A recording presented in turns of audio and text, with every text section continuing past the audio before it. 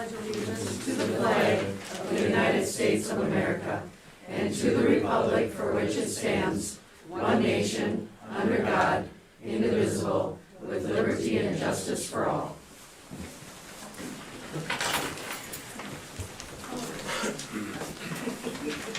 Item number 3.0, approval of the agenda. Can I have a motion? Motion. Kate? Second. Yeah. Any discussion on the agenda, deletions, additions? Hearing none, those in favor say aye. Aye. Those opposed, nay. Motion carries. All right, item 4.0, annual reorganization. All right, this includes election of officers, so we'll get started with that. We'll start with the office of chair, and I need, are there any nominations for the office of chair? I'd nominate Julie Olson. All right, Second. Kate, I'm sorry, Lane. All right, are there any other nominations for the office of chair? Any other nominations? Okay, there's no other nominations, the nominations for chair are closed. And since there's only one person nominated, we'll declare that person elected. So I will continue as chair. We'll move on to the office of vice chair. Are there any nominations for the office of vice chair? And I'll nominate Scott. Is there a second? I'll second. Okay, all right. Are there any other nominations for vice chair? Any other nominations for vice chair?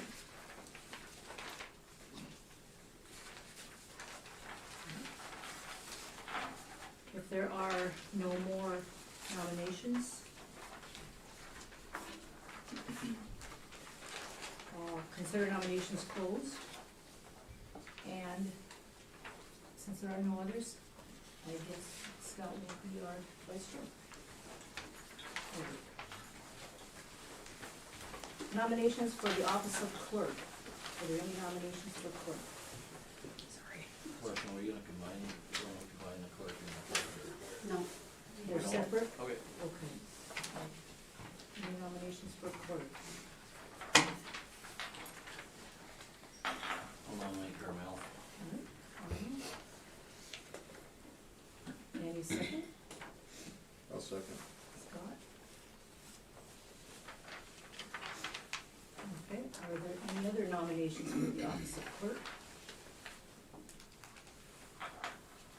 Any other nominations for clerk? If not, I will close those nominations. And since we only have one nominee, that the office of clerk goes to Carmel. Okay, now 4.14, nominations are in order for treasurer. So, anybody have any nominations for treasurer? Can they be the same as the clerk, Kim, or did we have them separate before? They've been different people, Okay. so,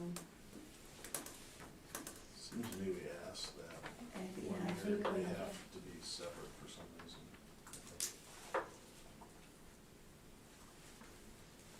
Alright, nominations for treasurer. I'll nominate Lane. Very good. Nominates Lynn. Second, Second. Kate. Alright. Any other nominations for treasurer? Any other nominations for treasurer? If not, we'll close the nominations, and seeing that there's only one nomination, that will be Lane as our treasurer. All right, appointment of committees. Item number 4.21 through 4.29. I think in this scenario, if everybody wants to remain on the same committees they're on, we could probably do this, by single motion to remain as is, status quo. If not, we can go through and do it individually, so could I get a motion? I'll make a motion to keep them the same. I'll second that. Okay.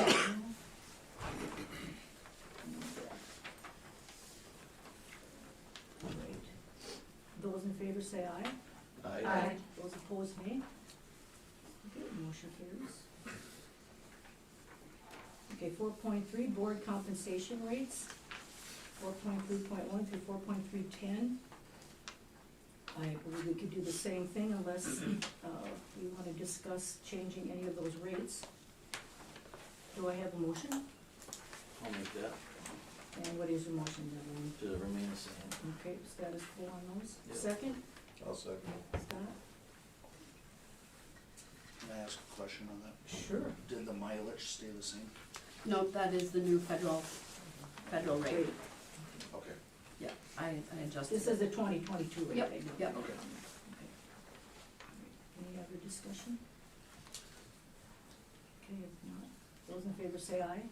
Aye. Those opposed, nay. All right, the motion carries. Okay, 4.4 official designations. That's 4.41 to 4.46. These would be our depositories, Citizens Bank, meeting dates, second Monday of every month, meeting time 6 o'clock, official newspaper, Fire City Herald, official notifications by website, and our legal counsel is Kennedy and Graven. Again, if we want to do a motion and accept them all, status quo, I think that'll be fine. If not, we can discuss them separately. So, any motions? Can I just ask a question? Sure. Does the administration have any concerns with any of these? Thank you for asking, and we've considered that, and we do not. Thank you. And I'll make that a motion. Okay, Deb, I'll second? Second. Wayne. Any other questions or discussion? All right, those in favor, say aye. Aye. Those opposed, nay. Okay, motion carries. Okay, 4.5, signature authorizations. And this involves electronic fund transfers and other accounts. And these are the people that we have had in these positions in the, for 2021, I believe, right? Yeah, you just have to adjust the treasurer to Lane. Lane. Yeah. Okay. All right, get a motion for that, signature authorizations. I'll make a motion. Kate, second? Second. Carmel, any discussion, questions? Okay, those in favor say aye. Aye. Those opposed, nay. That motion carries. Okay, 4.6, safekeeping investment securities. This authorizes a business manager to make investments in federally insured and secured accounts which will yield the greatest interest rates. And approve United Bankers Bank as safekeeper of Citizens Alliance Bank's pledged collateral. It's required by Minnesota statute. Okay, I need a motion. So moved. Wayne, Second. Kate? Any questions or discussion on that? If not, those in favor say aye. Aye. Those opposed, nay. Okay, we're to the public comment portion of our meeting. Do you have a list, or should I just go down my list right here? You can, just the list right here. Okay. And, Well, we'll start with Raymond, Mayor, Ardell Thompson. and Ardell, I'm not sure if you wanted to speak or not, so I put you on just in case you wanted to. No, it's fine, I just came to see if you had any questions on the intent to purchase agreement that I sent out. If you all had a chance to read it or not. Basically, it's just an intent to purchase, so if the agreement is signed, it's just a matter of that your engineer can go forward.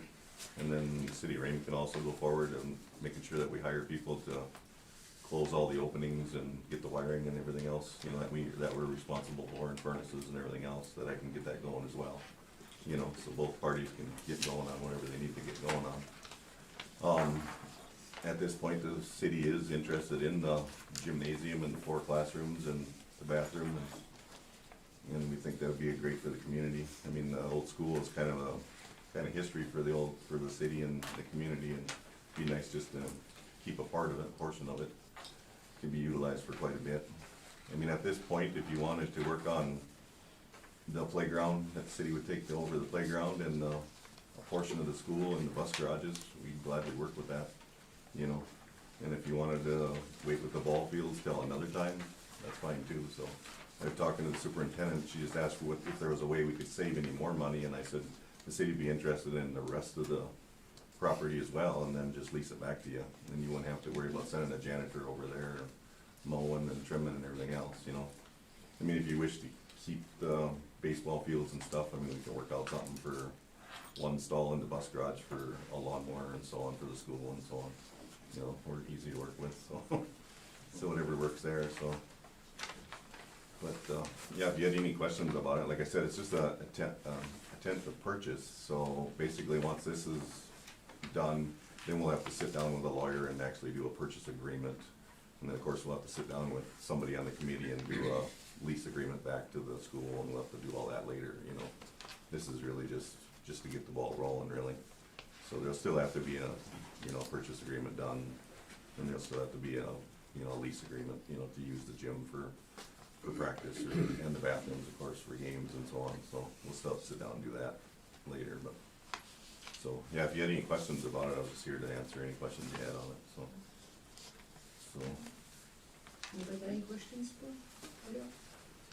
Sherry, you visited with her now? or Absolutely. You guys are Mhm. on the same page, so Yep. you can. And I appreciate Ardell's meeting. We've met several times, gone through the building, and I hope that the board will find the agreement in the package to meet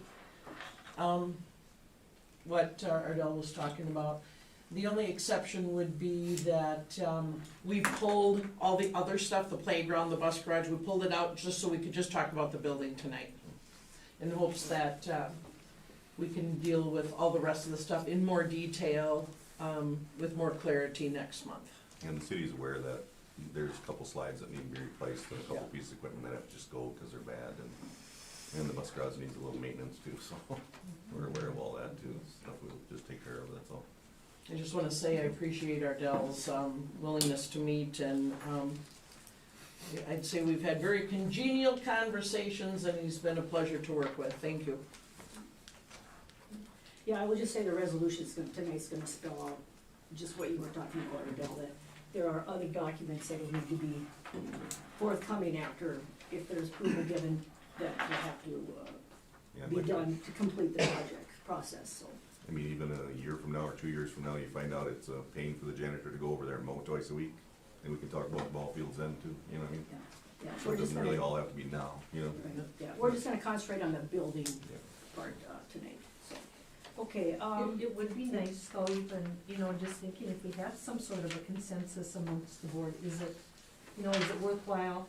What is the district standpoint? We already know what the city's standpoint is, but I really look at it as a win-win and a savings for the district, the insurance piece of it, the staff time, not having to pay a staff time and mileage to go back and forth, the equipment that the city would have to maintain all the fields. I think in the letter of intent, it also talked about leasing it back to the district for what, $1 a year, something like that, for 15 years, I mean, cost effective. We would not have to take money out of our general account to build that new bathroom facility there also. And yet, all of our summer rec activities, the kids would have use of that gym, the Rockets would have use of that gym, we could probably draw on some tournaments, make some monies for the Rockets, just because right now they can't serve liquor at the Ball Diamond. And so, just wondering if maybe when we get to that portion of the resolution, if we can talk about what are the rest of the board members' feelings about moving forward with the sale of all the property?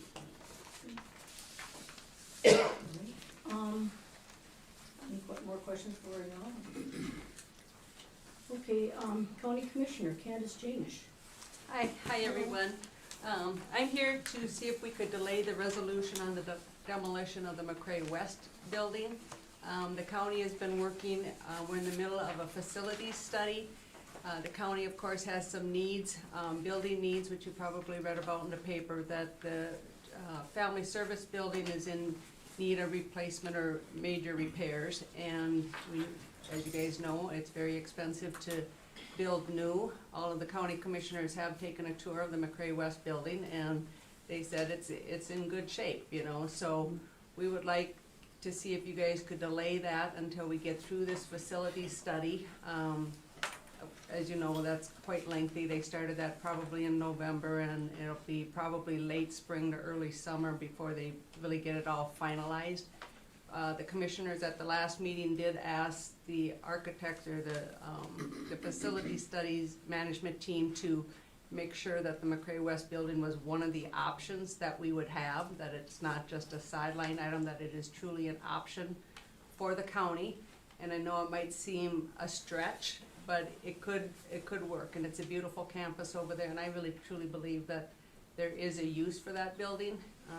We just gotta get all the pieces in place, so I'm asking if you can delay that decision until we get done with that study to see if we can serve the county with that building. And so if you have any questions for me, I'll see if I can answer them. Do they have a date on when their study is gonna be completed? Well, the next meeting is the middle of January with the architect, and they're figuring late spring that the architect would come to us with their options.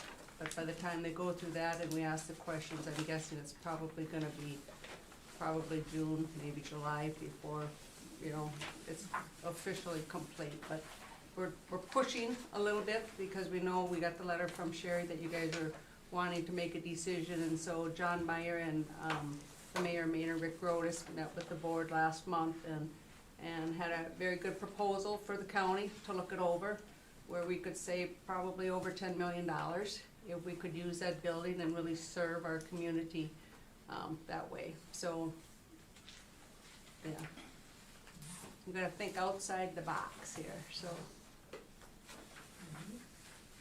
Any other questions for Candace?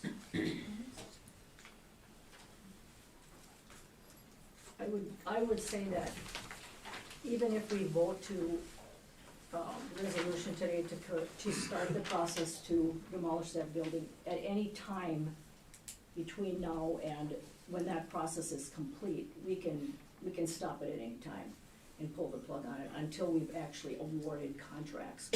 Will probably not be till summer, but to put this whole process off till June or July would put us into a situation we probably or might not wanna be in.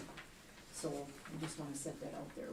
Setting the ball in motion tonight doesn't mean it can't be stopped.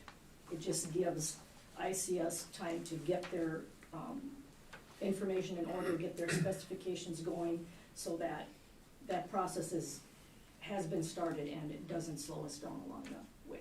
But like I said, we can pull the plug at any time, right up until the time we award any bids. So there's still gonna be time there, even if we start the process tonight. So, any other thoughts or comments? Does that sound right from what you? Absolutely, as a Yeah. matter of fact, I asked ICS that question, and they said, yeah, but we still need to move the process along, just in case everything falls apart. You know, in case anything falls apart with other entities, so, but yeah, we can stop the process at any time. How soon would the bids be let? Do we Dan, know, Dan? did you hear Scott's question? Yeah, I would say we gotta work with IEA and getting some of the, you know, the abatement specs written up, but we would probably be bidding right around June, right around there. And it might be attractive that both properties would be, demoed at the same time to the bidders. So you As a gotta cost look at savings? that as, Okay. if they're traveling and their equipment's in this vicinity and they're out of St. Cloud or the Twin Cities, there is that. So, but yeah, the process could get stopped, like you said, until there's contracts written. But I'm sure IEA will have time invested in the, you know, the further you go down the process, the more time Right. in the spec writing and everything, the costs will start accumulating, but they aren't gonna be to the point of a whole building, so it's something to look at.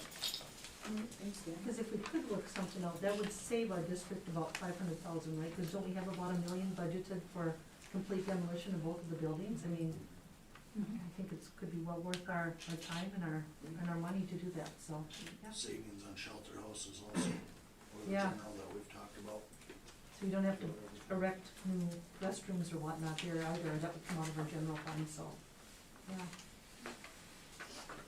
Okay, any other questions for Candace and Dan?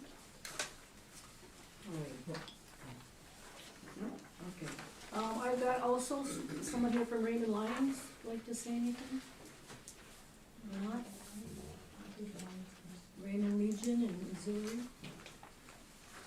I'm from the Raymond Legion. My name is Ron Schuler, and I am the commander of the American Legion Post, Peter Lightsey Post 420 of Raymond. I'm here to speak on behalf of all the American Legion members. The Raymond Elementary School has been very beneficial to the Legion and the auxiliary over the years for the Memorial Day Parade. This is a day the community of Raymond and its visitors pay tribute to those who have gone before us, be it friends or family members, and to our soldiers that we are serving our country today. The gymnasium is our back plan in case of rain or inclement weather conditions. The community is thus still able to attend the Memorial Day services program at the school at the gymnasium. And the bathrooms are also a priority used by all of the participants in the parade, like the Legion members, the Ladies Auxiliary members, the band members, scouts, gems, and other participating members. So I thank the school board for allowing me to speak tonight. Thank you. Any questions for Ron? Thanks, Ron. Okay, Raymond Rockets, anybody here that wants to speak?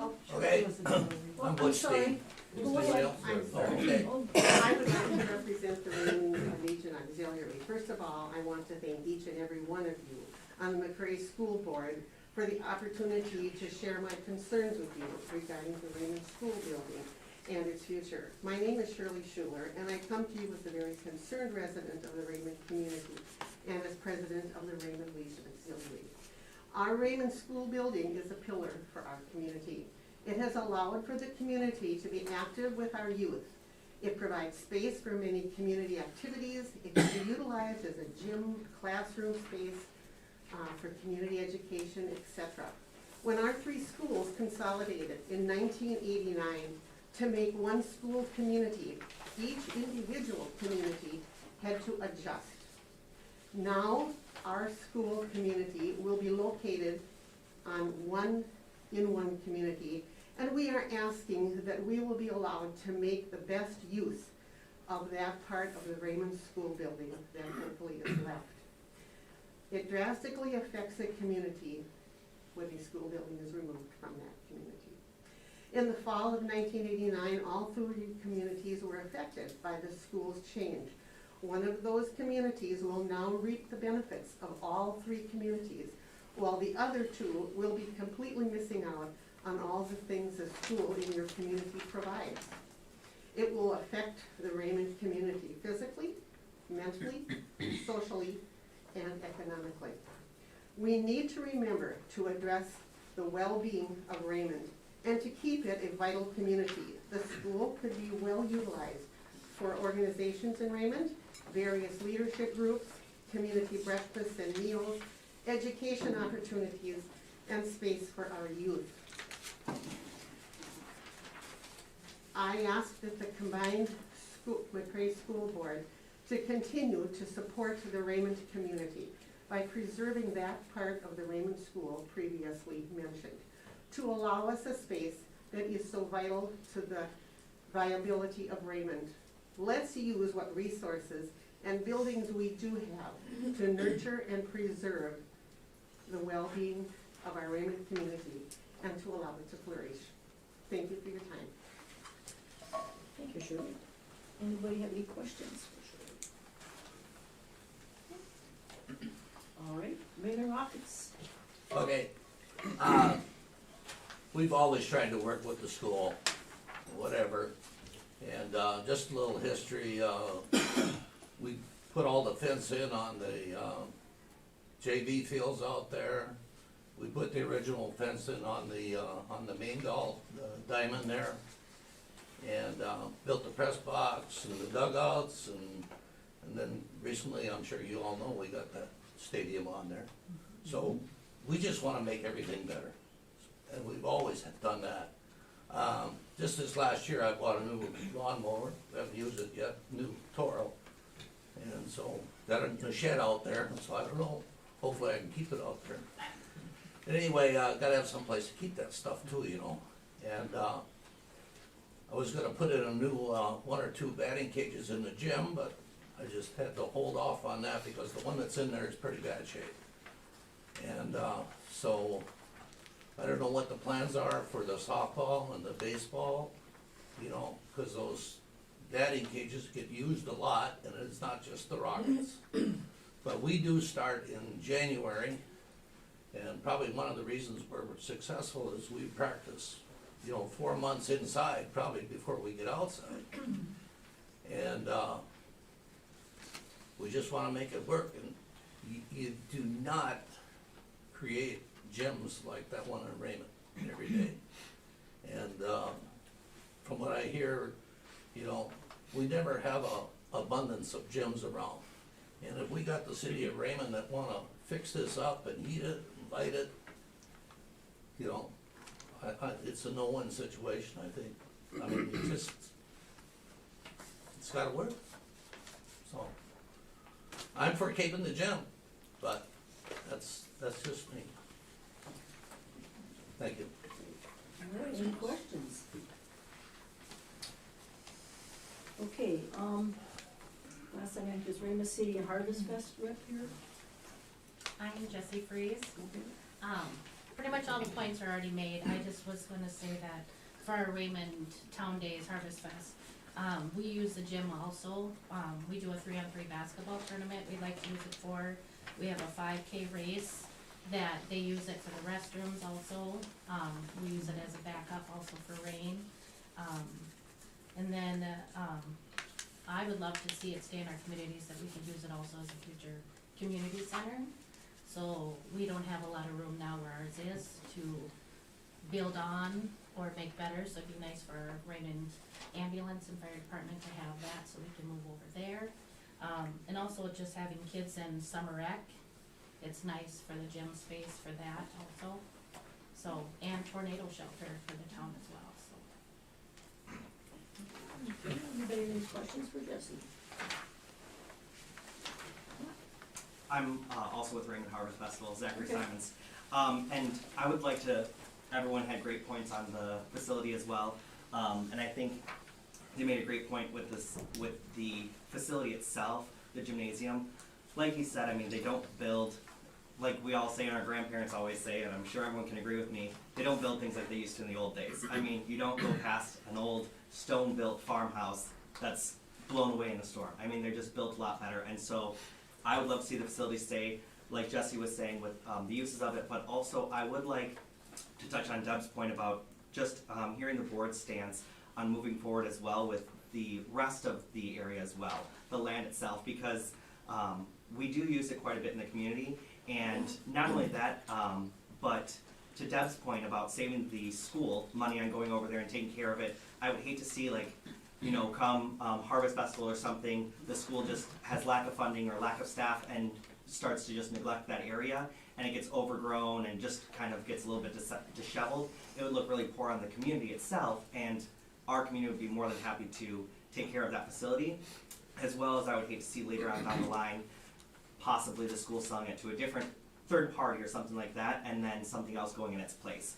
So with Raymond's community being willing to take that on, I would like to just hear the board stance in general of what their viewpoint is, not only with the gymnasium and those classrooms and those bathrooms, but the rest of the area as well, just to know what everyone thinks on that. All right. Thank you, Zachary. Any questions for that? Okay, thank you everyone for your expressing your concerns and comments there. All right, on to 6.0, approval of the consent agenda. Can I get a motion? I'll make the motion to approve the consent agenda. Carmel, a second. Second. Okay, any discussion? Just a huge pat on the back, thank you to Sue for all of the years that she has given to our district. She's an amazing teacher. She's gonna be a huge loss to our district, so hats off and thanks to Sue. Okay. All right, yeah, we all agree with you there, Deb. She will be missed. Sorry. Okay, let's vote on that. All in favor say aye. Aye. Opposed, nay. Motion carries. Okay, communications report 7.1. Dan Heinitz is up from ICS Construction.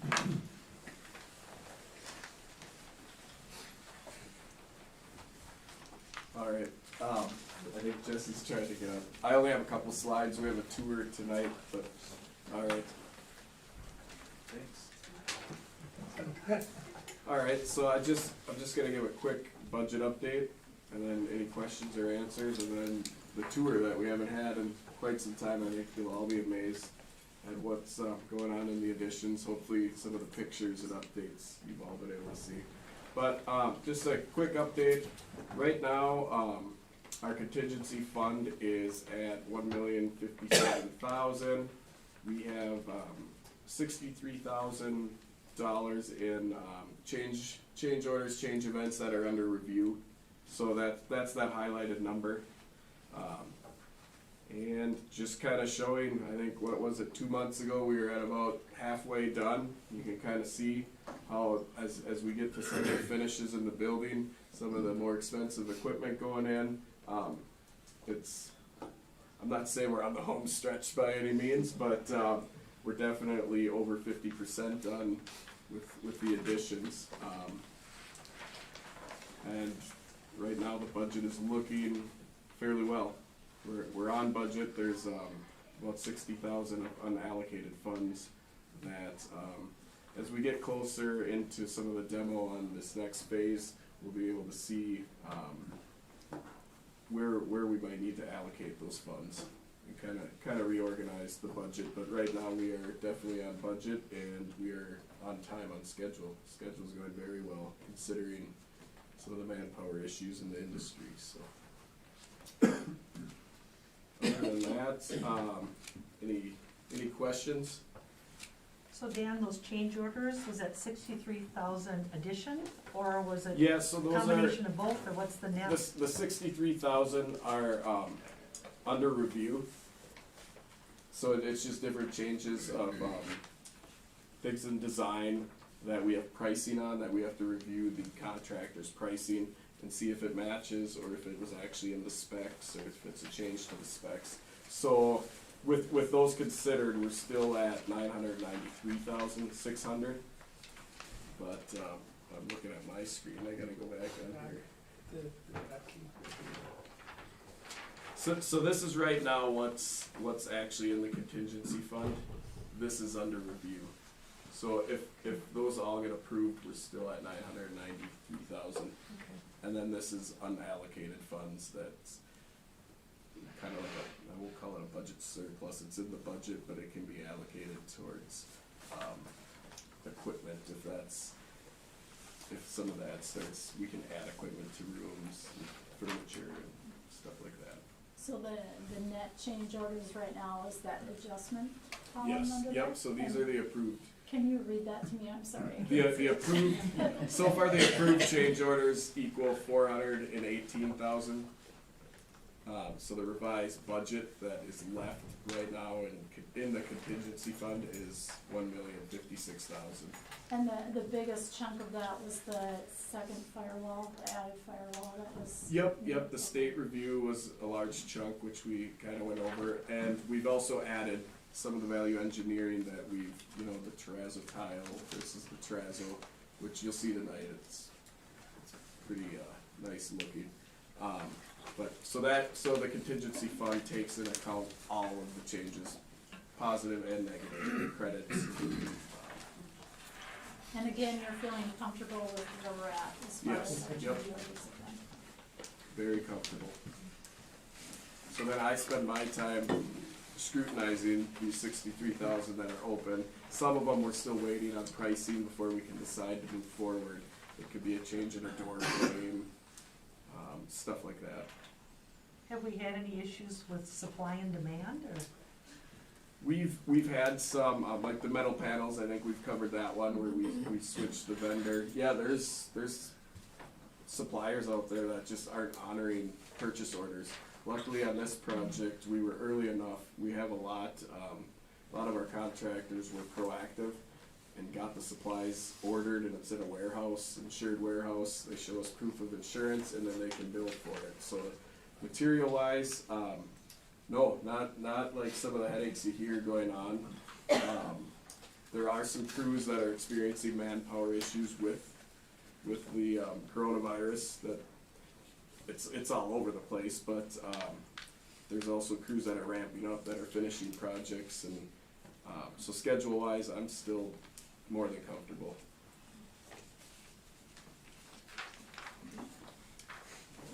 Other than that, we'll have the tour at the end. Any other questions for Dan? Right, 7.12 base, yeah. Yes, good evening. Just want to report on our fall activities that we had covering the months of August and November. Just some highlights. The pumpkin patch party was one of our largest that we've ever had. 132 kids plus 100 plus adults were there, so it was just a great day. Our early childhood family education, we had programming in the fall. We had about 41 children and their parents attend that. For youth, we had about 280 youth involved in our programming, with 99 of them in our youth football program, so that was very successful this fall. For adults, we had 79 participants. For our SAIL program, that's Staying Active and Independent for Life, we have that at Bethany Church, and we got 2 grants to help us cover some of the expense of weights, and that was Countryside Public Health and Shields. So right now, we're busy with our winter programming that covers the months of December through February. And in your packet, I included the booklet for that.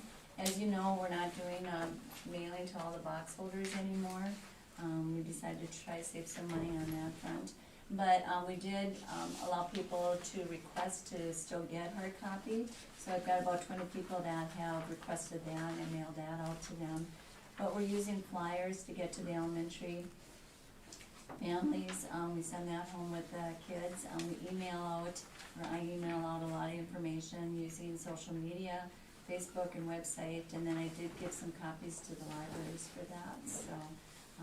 So yeah, we're seeing how that works with not doing the mailing, to see if that affects our numbers. We're really busy with traveling basketball teams this fall. We've got 33 girls in our program and 49 boys in it. For our 3rd grade girls team, Kayla Brandt is the coach. We have a combined 4th and 5th grade girls team, Noah Halpern is our coach. 6th grade girls, Jacqueline Sunderland. For our 3rd grade boys, Justin Dirksen. 4th grade boys, Lucas Post. 5th grade boys, Nathan Bourne, and 6th grade boys, Chris Thiessen. We added 3rd grade this year, just as a way to get them to have some practice and more organized activity for that. So that's something new this year. The other thing that we're really trying to do is enhance our youth wrestling program. That's happened to me too, Butch, so so you're okay, I'll just go back and try to do that. We're neighbors, so we help each other a hard time. But we're really pushing hard to connect with the quad program, because we see that as something that we need to do in order to really build up the program. So we offered families kind of a twofold. We're on Tuesdays, they're on site wrestling. We had to move that over to West, and that's worked out well, and Andy Brisley's doing that coaching. We have 31 kids overall in our program. And then on Thursdays, they go to YME and practice with the quad group, which also includes RCW, YME, and Mcrae. One thing that's been exciting is they're entering youth tournaments as a team, so I think that's really been a positive. The other thing that we're doing right now is, because we're always trying to improve customer service and the delivery of our programming and even the ease of payment, we are switching over to a new system called RegWorks. So parents can register online, and once their information is there, it's not like they have to constantly be sending in written paper form anymore. So we're hoping to really launch it in February, but we're doing a few things in January with it. And what's nice about that is just seamless with registering and paying and so forth. If people still wanna do hard copy, they can. If they wanna pay in cash, or checks, they can still do that. But this is just a way that we're gonna try to make it a little bit better for families on that. The community garden, I don't think I had reported last time how many pounds were donated to, from the God's Garden, but it's 9,400 pounds were donated to Chippewa Food Shelf, school, and churches. One thing that we will be looking for this spring is additional gardeners, because some of the gardeners it's a little bit harder for them to have their plots and gardens, so we might have some open spots there. We actively try to raise money for our youth scholarship program. Right now we have over $1,000 for that. We did get some donations at the end of the year for youth scholarships, and then we do concessions, and I write a 2180 Foundation grant for that. In November, I sent in our Minnesota Department of Education annual community ed report. That's required in the state of Minnesota. Did complete that. As far as facilities, Girl Scouts used East and West in the fall for their recruitment meetings. This fall, Zach Nelson ran a baseball league over in Raymond, and he used both the JV fields for that. Andy Coulter, we had a benefit there at West. We allowed them to use our building for free, and that was October 31st. Briggs Motley used the high school on November 6th, and the Clare City Lions used the high school on November 26th. So it's been a busy fall for facility use also. Are there any questions?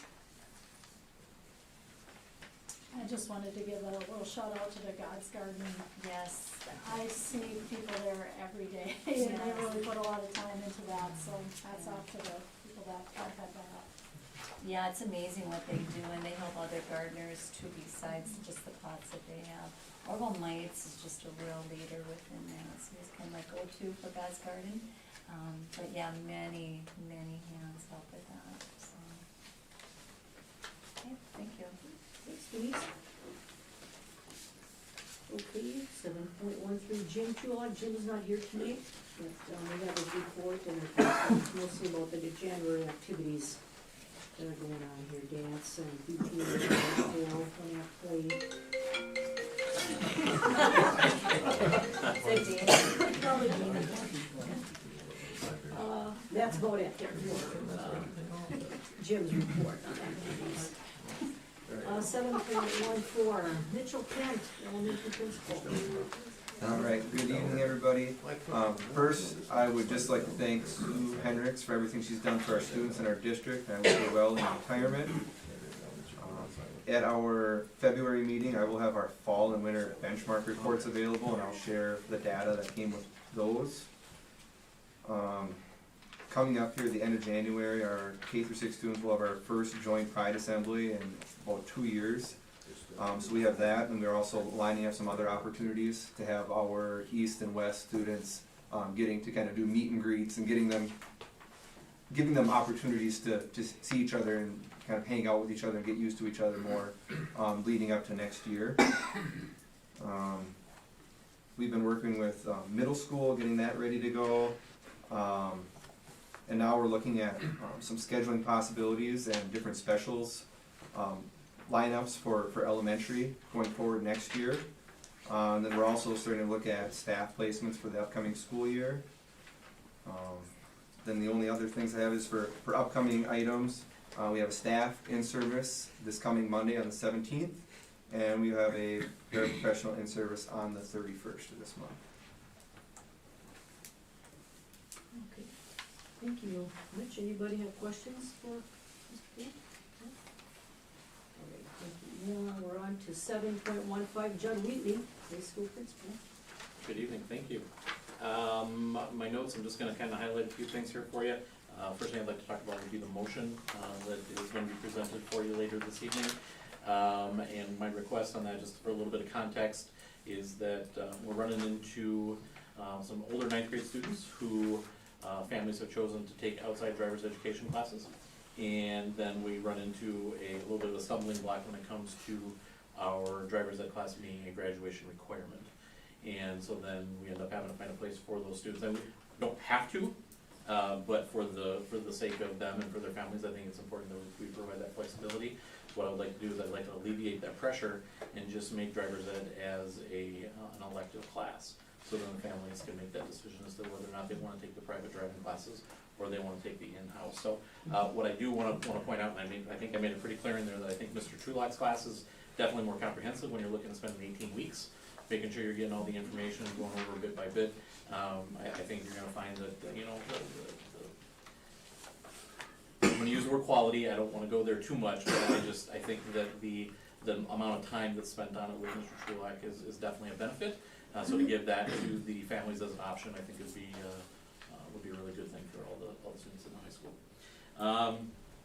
To continue a little bit with what Mr. Kent was saying about the middle school, we've got the core content teachers, and I use the example of having a bunch of dominoes set up on the table in front of you and trying to flick the right one to make sure you can try and get the most going as possible. Well, then you're bound to run into things like the science example that I threw in there. All of a sudden, some of the dominoes are glued down. So, case in point, the Minnesota Department of Education released their teaching requirements for licenses, and lo and behold, we have to absorb some more high school teachers into teaching into teaching middle school science, because the specifics for being able to teach a life science versus a earth science versus a physical science versus any of the other science, chemistry is another one. You have to have that specific license in order to be able to teach it, and they don't make an all-encompassing jack of all trades, master of none type of license. And so we're finding that we're going to have to absorb some people into the middle school that maybe we're planning on for the high school, so on and so forth. So it's an adventure every time we talk about it. Again, I tried to, I want to highlight the fact that we're trying to give middle school students some flexibility and hopefully providing some elective classes for them. The trickle down for that, especially when it comes to scheduling as a whole. I want to thank Mr. Westbrook for his help in looking at middle school schedule, and of course Laura Brisley for her help at the high school schedule, which will then also thank you in advance for the work on the middle school schedule that's to come. My hope is to avoid having her hair looking like mine at the end of February once schedule is done. So it's tough, it's a lot of time, and it's a lot of meetings, and hey, what about this, and then trying to make things work. So we're trying as hard as we can, and unfortunately it will never go quick enough as we want. Last thing I want to highlight for you is that we, with the cafeteria construction that's going to end up happening, we do have a finalized schedule that's going to allow us to go to 2 lunches at the high school when we have to start eating in the elementary cafeteria. So thanks to Laura for her help on that, and to Julie Woolman, and also ICS also, so we got that taken care of. And then lastly, I'm going to dip out of here in probably about 25 minutes or so. We've got our Snow Week coronations coming up tonight. So if you, depending on the length of the meeting and that kind of stuff, feel free to pop over to the gymnasium and join the festivities. Thank you, Judd. Anybody got any questions for me? If not, we'll go on to 7.1.6, Sherry Berderia, Superintendent Report. Thank you. My first couple of items are the resolutions in your packets, and just during this portion of the meeting, my report, 1 and 2, I just want to kind of address what some of the people have said.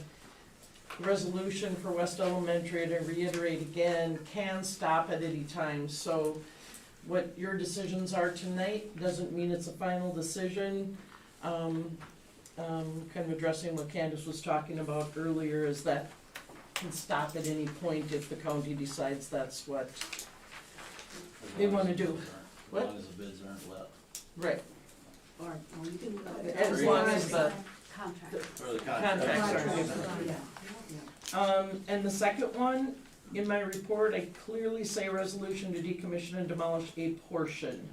So that reflects my conversations with Ardell. And in your packet, you'll see a map that Chris from ICS gave me. it came out in your packet and it should have been on the website that shows the portion that Ardell and I have been talking about keeping. Third, the policy work on this policy 903 really has gotten to a very high level, and that's the Supreme Court. I was in another webinar today with an attorney, an education attorney. Some of the notes are this, that I think it's really important for you to know. In November, OSHA created ETS, this Emergency Temporary Standards. Immediately afterwards, there was a flurry of lawsuits around the country. Immediately after that, the process began to determine which court would take the cases of all those lawsuits. The Sixth Circuit Court was the one selected. They dissolved the question and said, yes, OSHA may do this, they can do this OSHA ETS. January 3rd is when they came out with that. January 7th, the Supreme Court takes the case of what do we do about OSHA ETS. And last Friday, January 7th, when they took that case, I thought it was going to be done that day. I thought it was going to be done today, the decision made, and it has not been decided yet. Essential dates coming up. Today was the day that Minnesota OSHA would start to enforce this policy. So it worked well to have this meeting. MSBA attorneys, MASA that I work with, are all saying boards should take the first step to approve this policy as a way to move forward with the whole string of changes that are to come. February 9th, the feds will begin enforcing this compliance. And who's included in this compliance? First of all, we're in because we employ more than 100 people. Who's included? All employees, substitute teachers, board members. Welcome to the club. Just saying. Anybody basically that we pay a W-2 to. Coaches, who's not included, volunteers, contractors, the service co-op that comes in, they're going to be covered under their legal entity. Dan at ICS will be covered under his ICS company. Visitors, delivery people, FedEx people, milk delivery, bread delivery people are not included, nor are 522 people that might sit elbow to elbow together watching a basketball game for 2 hours. So, because we don't pay them. So, if emergency temporary standards are stayed again, there will be no policy. So if tomorrow morning at 10 o'clock the Supreme Court says OSHA cannot regulate this, we don't have to do this policy, okay? There are, for employees, accommodations versus exemptions. There are no exemptions. There are accommodations for religious and medical reasons. And if the Supreme Court says we will go ahead with this, not just we, all businesses in the United States of over 100 employees, we need to provide our employees with a copy of this regulation, a copy of this policy. Key things to know about COVID-19 vaccinations, retaliation and discrimination information, and criminal violation information. This violation stuff is where this gets really heady. Minnesota OSHA can enforce inspections and do other kinds of enforcements. They can do rapid responses within hours. Hours, they said today. They can come unannounced and do on-site inspections. They can arrive without notice and question any and all employees without any permission from any of us. Citations range from, I heard last week from an attorney, $13,000 to $135,532. Today, this attorney was saying for a non-serious citation could be about $7,000. Failure to correct could be $7,000 a day. And willful and repeated violations up to $70,000. And that's not paid by the employees. That's paid by the district. One of my number one jobs after safety and wellness of everybody that works here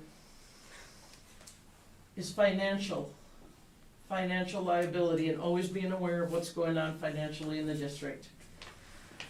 So, I was talking to a citizen last week and explaining this to him, and he said, sounds like your back's against the wall and you're between a rock and a hard place. I said, we are. Everybody is. Everybody is. So one of the things, 3 things the school's gotta do, amongst many others, one is to track everybody who's been vaccinated in a private, confidential way. So we have to figure that out yet. Kim's working with our school nurse to find out a way that we can get anybody who's been vaccinated, all their vaccination cards uploaded, and track those people to make sure that next time there's supposed to be another shot or whatever, that happens. The second group that we need to track is the people who've had COVID-19 in the last 90 days, because that's the antigen group, that's my words. So if they had it on the 13th of December, November 30th, November 20th, December 10th, December 30th, all have to be tracked, because when they get to the end of their 90 days, then they have to go into either are you gonna get vaccinated or you're not, and you have to be tested and wear a mask. And the third group that we need to track are the people who haven't been vaccinated. They have to be tested every 7 days and masked the rest of the time. So the results of their testing need to be tracked and masked. So, it's a lot of work. That's a lot of work, just tracking all of that stuff. That's what we have, that's what we're up against. That's item number 1 on your agenda. So, that's basically the resolutions, and that is what I've been working on for the last couple of weeks. And then you got the COVID. Yeah, there's that in your thing too. Have you, Go ahead. have you added in the cost of extra staff to support all of this? Because we take away from what really counts, just trying to keep track of this. Right? Keeping track of everybody's time, Kim's time, the nurse's time, my time, Judd, Mitch, everybody who's gonna be working on this. I think what we're gonna try to do is hire a part-time clerical person to help our school nurse track some of this. And there is an amount of money, I think, Kim, is it 40,000? That we can use for nurses' supplies. And a nurse supply might just be a part-time person to track this. And my time and Mitch and Judd and Kim is just what we do. Is there some sort of formula or forms that they've given you that you need to fill out, or do you have to create those yourself? Yeah, we have to Yeah, create create it. yourself. Most agencies are just using this Excel spreadsheet to track it. Yeah. Vaxxed, unvaxxed, in process. Yeah. The service co-op has something they've offered some of us, so we might take them up on that, so. All right, any other questions for Sherry? Oops. All right, if not, we'll go on to 8.0. We don't have any discussion items, I guess. Oh, I mean, sorry, committee reports, 7.2 committees. But the only committee we had, We have the POC, which you guys are gonna talk, and Right. negotiations. the negotiations is scheduled for what, February 7th? February 7th at 8 AM for at least the morning, so. Okay, all right. So that's where that's at. I think it's key to know that at this point, Scott's gonna be there, but if he isn't called to jury duty, So, and that's our life, right? And Carmel otherwise is gonna be available. If you can get off work. Yeah, it should be. Okay, now 9.0 business items. Okay, 9.1 is the motion to approve the first and final reading of policy 903. This is that OSHA COVID-19 ETS on vaccinations, testing, and face coverings that Sherry just covered. So, can I get a motion? Julie, I just go wanna ahead. say that I'm going to abstain from voting on this, not because I don't understand the policy, I do, I'm just very conflicted as to this is mandatory for us, but yet we have to sit here and vote on it.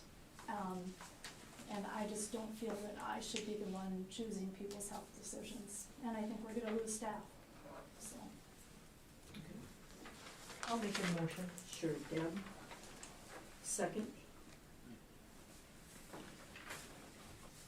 I'll second it. Oh, I thought you were, sorry. Sorry, you did. Okay, any other discussion on this one? I just think Sherry and I were talking a little bit right before the meeting too about the testing that needs to happen. So if somebody comes in, every 7 days they have to be tested. On the 8th day, if they're not tested, they don't come to work.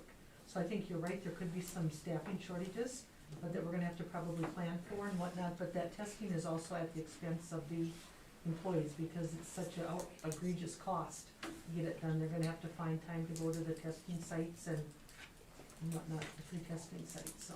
Okay, do they get time, to go to the testing Yes. site, don't they? Yes. Right, okay. Paid time. All right, any other questions or conversation? Julie. Yeah. Well, I agree with Carmel on this. You know, we get stuck between a rock and a hard place in this thing.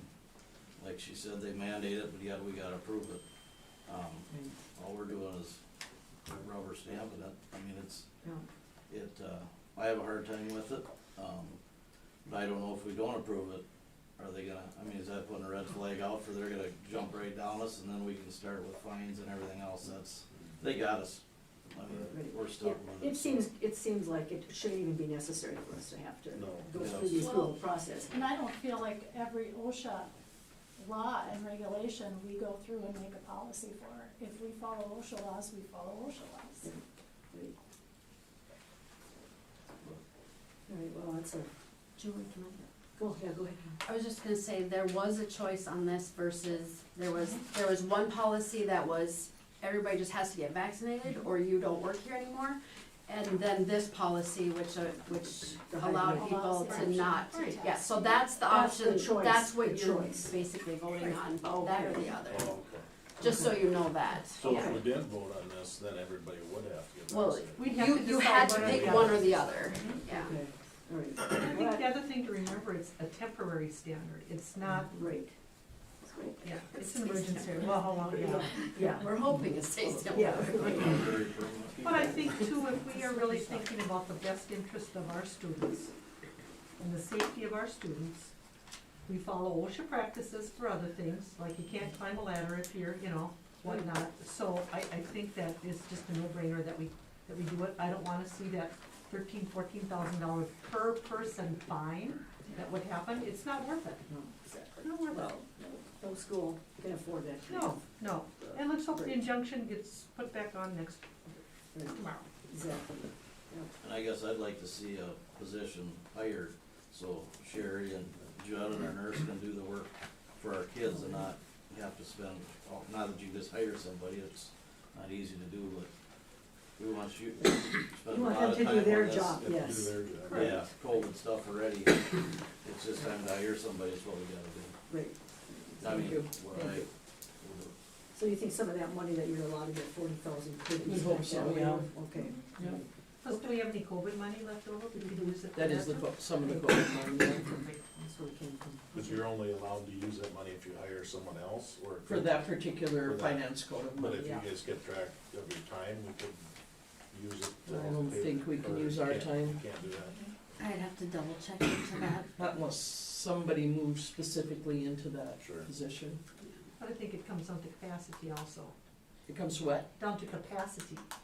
It sure does. Yeah. Thank you for mentioning that, yeah. Okay. Any other discussion or questions? All right, those in favor say aye. Aye. Those opposed, nay. Motion carries. Okay, number 9.2 is to approve the updated Mcrae COVID decision tree, which we have a chart in our packet here. And that just talks about how you have to quarantine, number of days who you contact, mask wearing, all that kind of thing, testing. I think the changes with the PCR antigen test, or the rapid test can be used as well. Yeah, what were the changes in this? Just this bottom box right Yeah. here. Okay. And that talks That's the about only one. That's okay. one thing, okay. I'll make a motion to approve the updated decision to. I'll second. Any discussion on? I'm just wondering, is this following MDH or CDC? Cause CDC's down to 5 days. We're waiting on MDH guidance. Yeah. I asked Laura that question, and she said they have a nurses meeting coming. Okay. Wednesday. Yeah. Okay. Any other discussion? All right, if not, we'll vote. Those in favor say aye. Aye. Those opposed, nay. Motion carries. Okay, 9.3 is a motion to approve the resolution for the partial demolition of the Mcrae East building, and I will make that motion. Is there a second? I'll second that. Deb? Okay, discussion? I'm confused with this map, like what are all those red dotted lines it looks like? I don't know what that means on there. Those are the parts that we're dealing tonight with the yellow. Just We wanna bring back, what?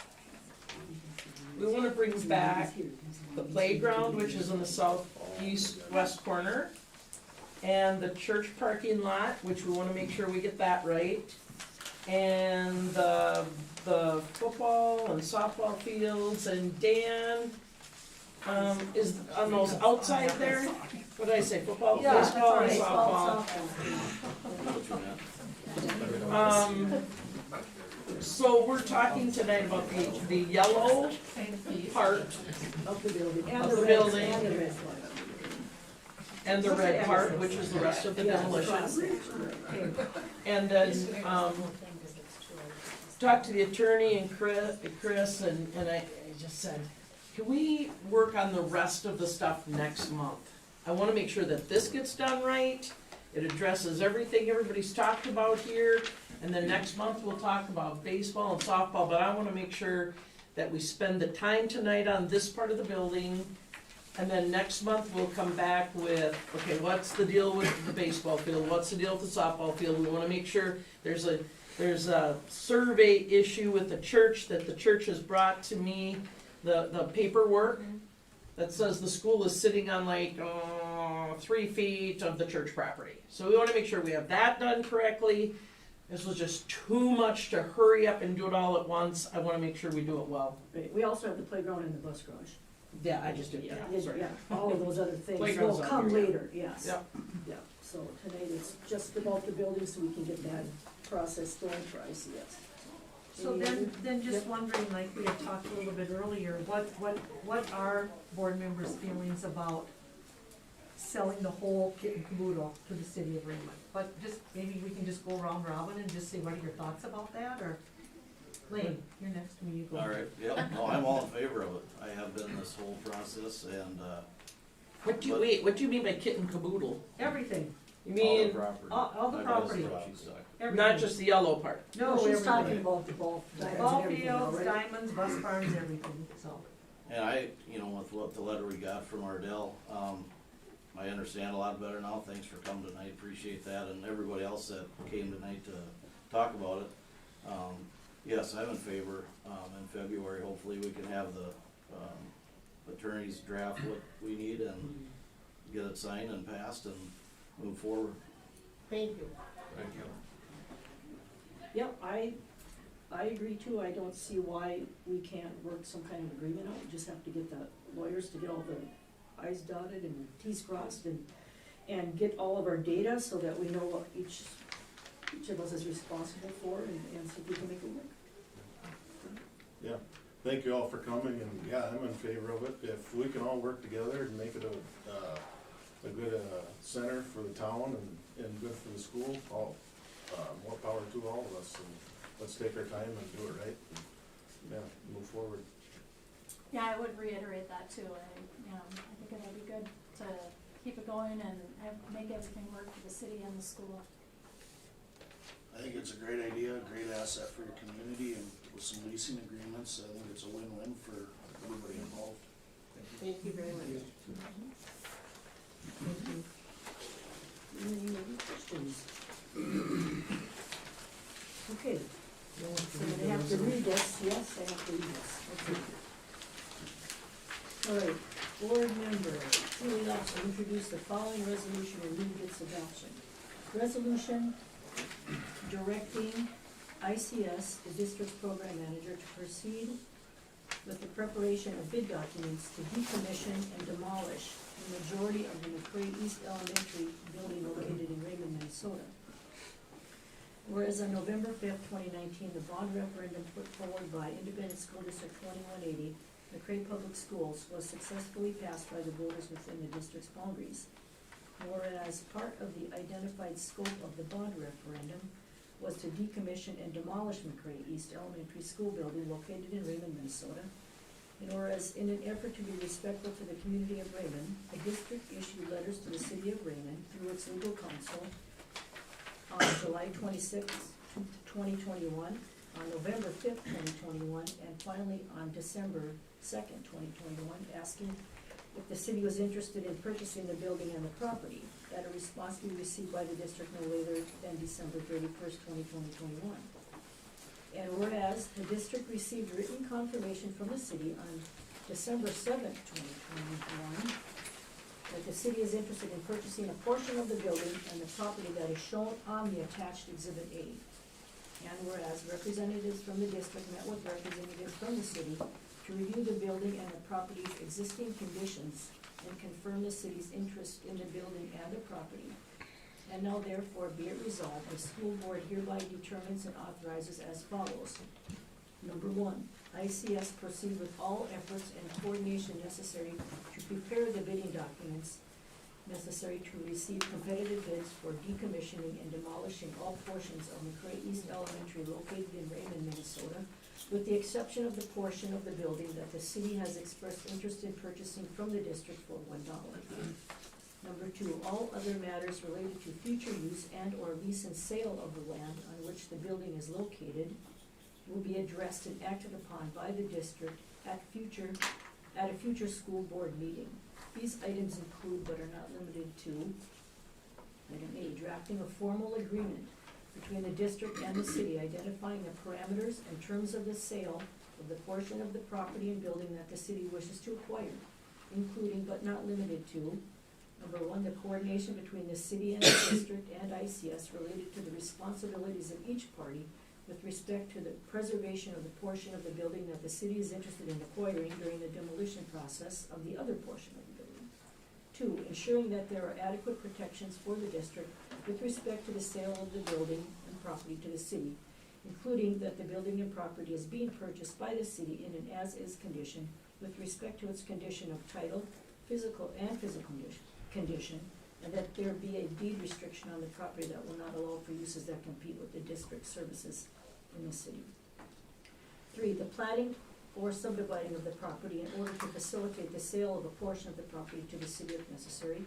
Four, entering into a lease of the portion of the building and property to be owned and operated by the city that needs to be utilized by the district if necessary. Five, entering into a lease or license agreement related to the use of the ball fields if necessary. The motion for the adoption of the foregoing resolution was duly seconded by board member Deb. And upon vote being taken thereon, the following voted in favor. We gotta do a voice vote. Okay, Deb? Yes. Lane? Yes. Julie? Yes. Scott? Yes. Carmel? Yes. Tate? Yes. Okay. Everyone voted for it, whereby the resolution was declared duly passed and adopted. All right.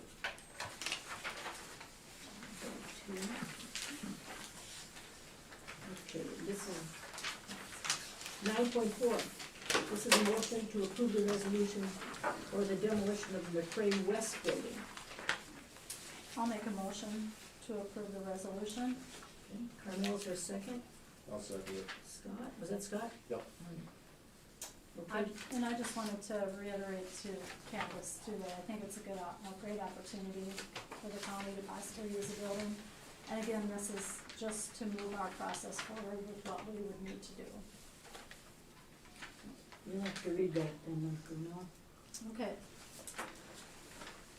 Resolution directing ICS, the district's program manager, to proceed with the preparation of bid documents to decommission and demolish the Mcrae West Elementary Building located in Maynard, Minnesota.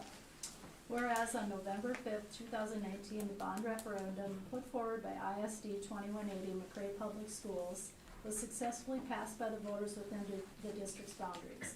Whereas part of the identified scope of the bond referendum, outlined in the review and comment dated July 8, 2019, was to decommission and demolish Mcrae West Elementary School building located in Maynard, Minnesota. And whereas in an effort to be respectful to the community of Maynard, the district issued letters to the city of Maynard through the district's legal counsel on July 26, 2021, again on November 5th, 2021, and finally on December 2nd, 2021. Asking that if the city was interested in purchasing the Mcrae West Elementary School building and property, that a response be received by the district no later than December 31st, 2021. And whereas the district did not receive written confirmation from the city that the city was interested in purchasing the building or property. And now therefore be it resolved, the school board hereby determines and authorizes as follows. ICS proceed with all efforts and coordination necessary to prepare the bidding documents necessary to receive competitive bids for decommissioning and demolishing all portions of the Mcrae West Elementary School building located in Maynard, Minnesota. All other matters related to future use and/or lease sale of the land on which the building is located will be addressed and acted upon by the district at future school board meetings.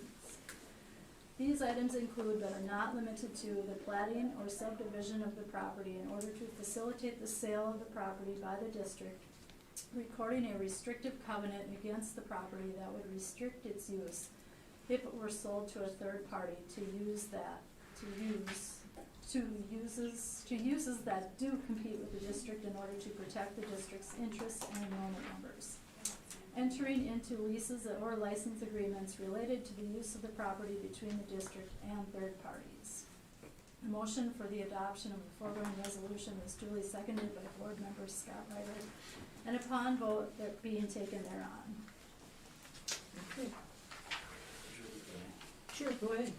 I'd just like to say with Maynard, I have the same, feeling as with Raymond. If we can, if the city can work with us, we wanna do that, but, hopefully they can, the county too, but hopefully before the action happens, something can get resolved and we can go back to this.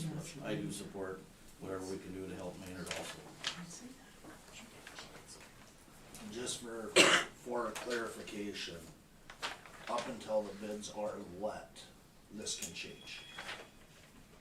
No, up Bids until are- they're awarded, Contract is up signed. until they're awarded, So- before they're awarded, Awarded, okay. yeah, Absolutely. That's what I meant by left too. yeah, yeah, So we could receive bids and reject them.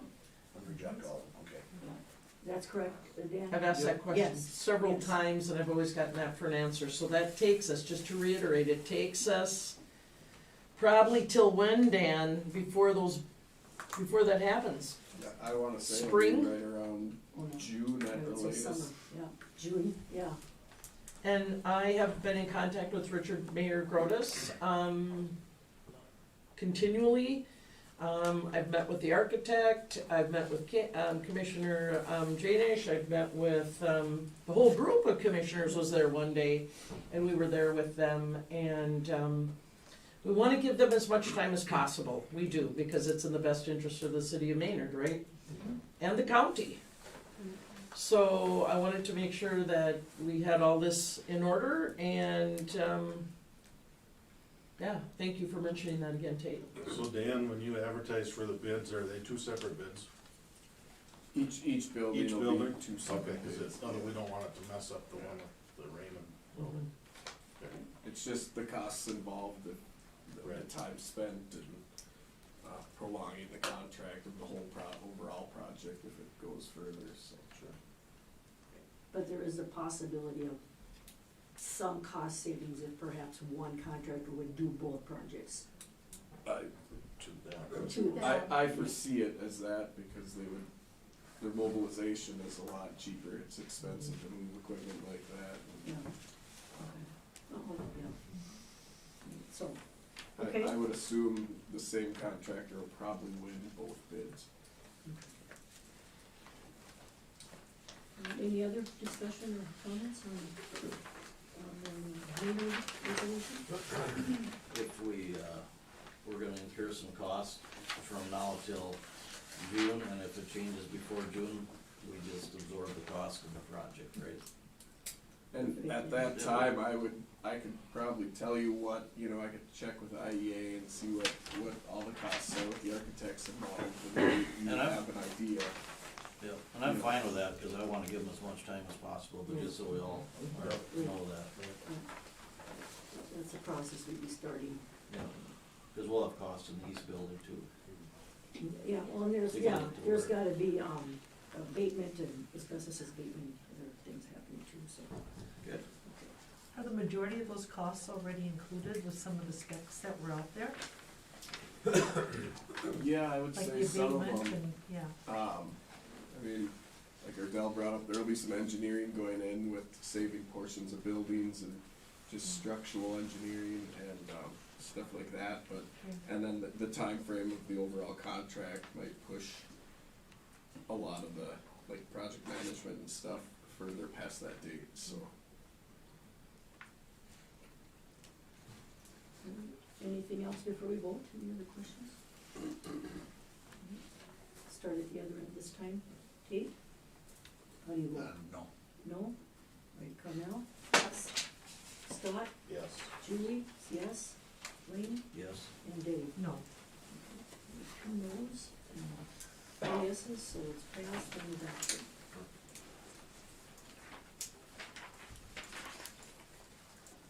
Okay.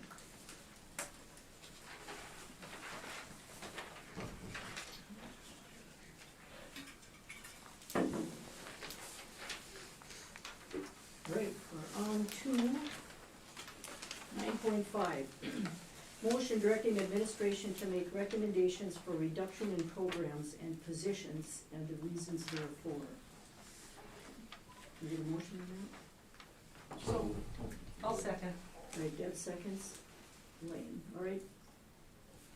So is this the result of the referendum about downsizing secretarial, custodial, cooks, things like that? No, this is annual, this is done annually. Okay, It just directs us if we need to, based on budgets, to make cuts as necessary. okay, so then, I'll still second it, but then I guess my question would be, when will we get that information? It would be, I think, pertinent to our staff know if they're not gonna be having jobs next year. But not, cause that was part of the referendum, that we would be downsizing and how much money we would save because we wouldn't need all the secretaries, all the cooks, all the custodians. That was in the referendum, so.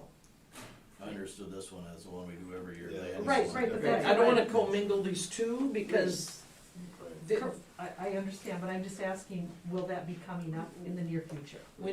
when you heard Mitch and Judd give their reports on staffing and staffing needs for the middle school, yes, we're working on it right now as time goes on. But we also said that we're gonna do it through attrition, so that's the safest way to do it. And as people retire and we don't replace them, that adds up toward that $400,000. Any other questions for Sherry on this particular item? If not, we'll vote. Those all in favor say aye. Aye. Those opposed, nay. Okay, that motion carries. Okay, 9.6 is the motion to change Mcrae driver's ed class from a requirement for graduation to an elective .5 credit. Can I have a motion? I'll make that a motion. So you Tate? Yep. All right, second? Scott? Okay. All right, any discussion on that item? I guess I was gonna ask Judd, but he's not here. What is the cost differential from, what do we charge and what do the private ones charge? And, cause I'm thinking it's probably a lot more, and why are people going there versus coming here? Private is a lot more generally, I don't know the specific numbers, and I may reach out to Laura if she has any other information, but sometimes people just wanna do it in the summertime and get it done, has always been my experience. Just go do it where I can do it, when I can do it, when I have time, yeah. tends to be the people who have birthdays, like in August or September, then they get it, and then they get their farmer's permit right away in September instead of waiting to get done with the class in December or January. Yeah, and I think sometimes there's a The cutoff. timing, Yeah, When your Okay. birthday is, if you make the first class or the second Yep. class. yeah.